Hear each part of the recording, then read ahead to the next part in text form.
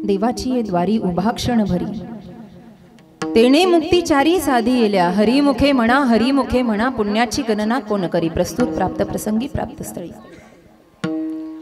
भगवान परमात्माची अगाध सत्ता, सच्चिदानंद घणाची निर्विकल्प समाधी भाषा आणि या समाधी भाषेतून संत माला रत्नांच्या रसेंद्रियावर जी वाग्देवी विराजमान आहे माईबाप, त्या वाग्देवीला स्मरून भारतीय संस्कृतीमध्ये वारकरी संप्रदायामध्ये सर्व जगाची जी आई झाली आहे, विश्ववंद्य विश्व माऊली वसुदैव कुटुंबकम, किंवा या जगतामध्ये हे विश्वची माझे घर असा न्याय जिने मिळवला आणि आपल्या सर्वांची आई झाली अशी ज्ञानराज माऊली, योग्यांची माऊली यांचा हरिपाठातला पहिल्या क्रमांचा अभंग आज सेवेसाठी निवडला। विठ्ठल विठ्ठल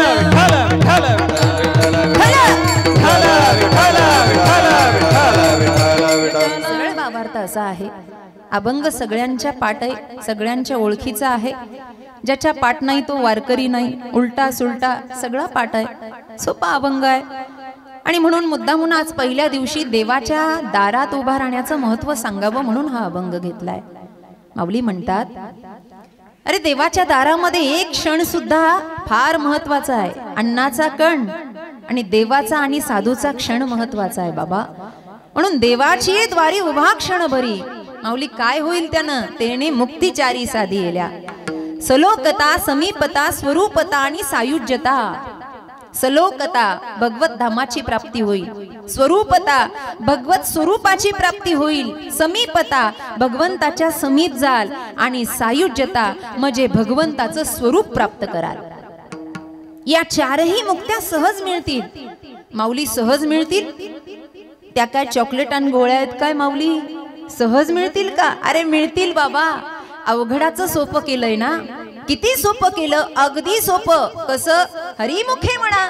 हरिमुखे म्हणा पुण्याची गणना कोण करी, काही नाही, फक्त हरिनाम घ्यायचं, आविर्भूत भावानं अंतरंग रंगू द्यायचं आणि मग असं हरिमुखे म्हणा म्हटलं की या चारही मुक्ती ओळंगतात बरं भक्ताच्या ठाई।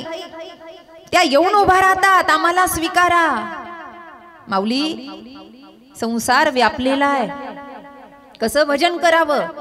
माऊली म्हटले संत आहेत ना रस्ता दाखवायला। अरे असोनी संसारी, संसारात राहा, पण कमळ जसं अलिप्त असतं ना तसं कमळाप्रमाणे अलिप्त राहा आणि जिभेला वेग द्या, जिभे वेगू करी। कारण का? वेद शास्त्र उभारी बाह्य सदा, वेदानं शास्त्रानं हात वरती करून सांगितलं, अरे फक्त हरिमुखे म्हणा। मग या संसारामध्ये सार काय आणि असार काय लगेच कळायला लागेल। काय होईल माऊली? अरे भगवंताला जिंकता येईल याचं काही प्रमाण आहे का? हो, माऊली म्हणतात, माझं जर तुम्हाला बरोबर वाटत नसेल तर ज्ञानदेव म्हणे व्यासांची या खुणा। व्यासांनी महाभारताची रचना केली, व्यासांनी श्रीमद भागवत महापुराण रचलं।